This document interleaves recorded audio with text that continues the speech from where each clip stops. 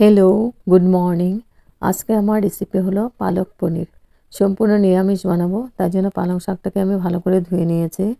এখন আমি ছোট ছোট পিস করে কেটে নিব।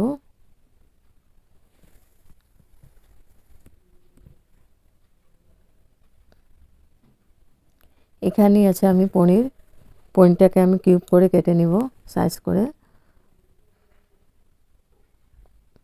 তারপর নিয়েছি বাটার, এখানে নিয়েছি গোটা গরম মশলা, এলাচি 3টে নিয়েছি, লবঙ্গ, গোলমরিচ, আর নিয়েছি জয়ত্রী, কস্তুরি মেথি, কাশ্মীরি চিলি পাউডার,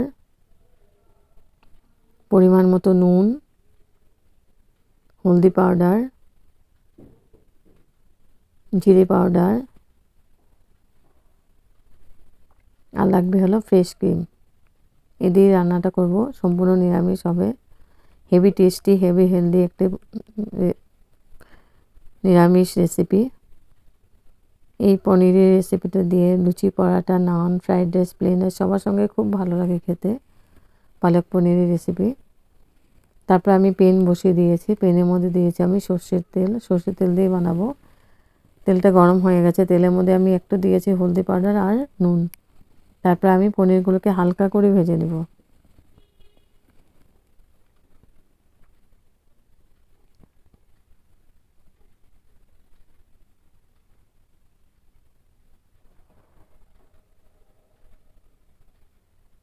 হয়ে গেছে পনিরগুলো ভাজা, আমি একবার উঠিয়ে নিচ্ছি পনিরগুলো।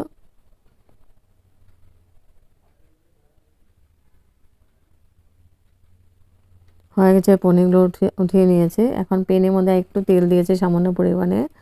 তারপরে আমি ফোড়ন দিয়েছি গোটা গরম মশলাগুলো। এখানে দিয়েছি 1.5 ইঞ্চি পরিমাণে আদা কুচি। আমি খুব ভালো করে ফোড়নটাকে ভেজে নিচ্ছি।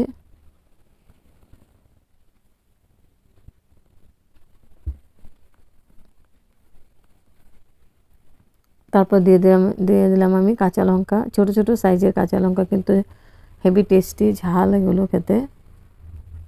4-5টে মতো দিয়েছি লঙ্কা।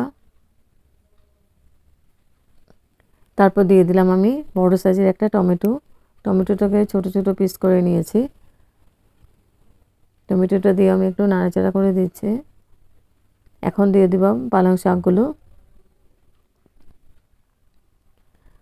শাকগুলো দিয়ে আমি খুব ভালো করে কষিয়ে নিব।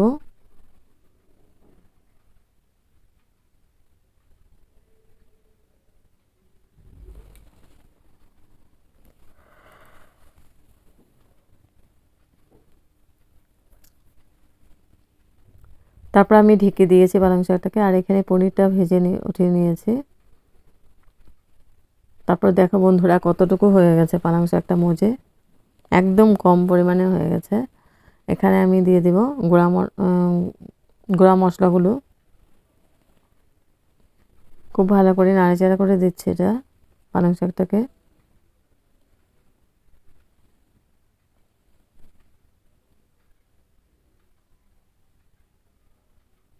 এখন দিয়ে দেবো আমি কাশ্মীরি চিলি পাউডার, পরিমাণ মতো নুন, হলদি পাউডার,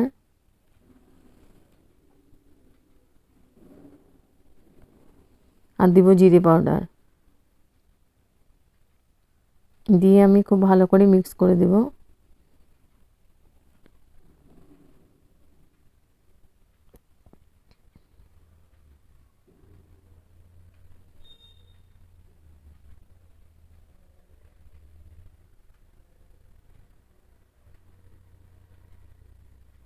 খুব ভালো করে নাড়াচাড়া করে দিচ্ছি। তারপর আমি আবার ঢেকে দিব 3 মিনিটের জন্য। তারপর আমি গ্যাস অফ করে দিব।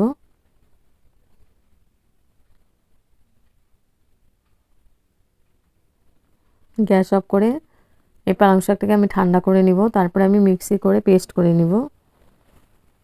একদম ইজি প্রসেস, খেতে হেভি টেস্টি, আর তেল মশলা একদম কম দিয়ে বানিয়েছি আমি। তো গ্যাসটা অফ করে দিয়েছি, এটা ঠান্ডা হয়ে গেছে। ঠান্ডা হওয়ার পরে আমি পেস্ট করে নিয়েছি। এবার আবার পেনটা বসিয়ে দিয়েছিলাম, পেনের মধ্যে 1 চামচের মতো তেল দিয়েছি। তেল দিয়ে আমি এই পালং শাকের পেস্টটা দিয়ে দিলাম। পালং শাকটা পেস্টটা দিয়ে আমি একটু নাড়াচাড়া করে দিচ্ছি। এখন এখন মিক্সিং জারটা ধুয়ে একটু জল দিয়ে দেব। জলটা দিয়ে আমি আবার নাড়াচাড়া করে দিব।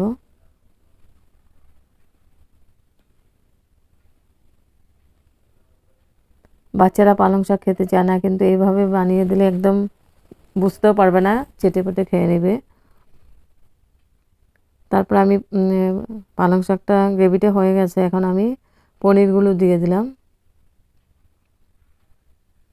পনিরগুলো দিয়ে আমি হালকা হাতে খুব ভালো করে নাড়াচাড়া করে দিয়েছি। এখন লাস্টে দিব আমি বাটার আর দিব ফ্রেশ ক্রিম।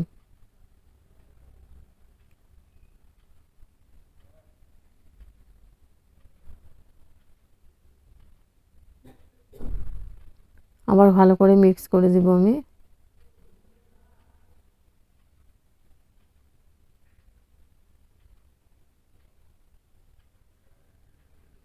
একদম লাস্টে দিয়ে দেবো আমি কস্তুরি মেথি।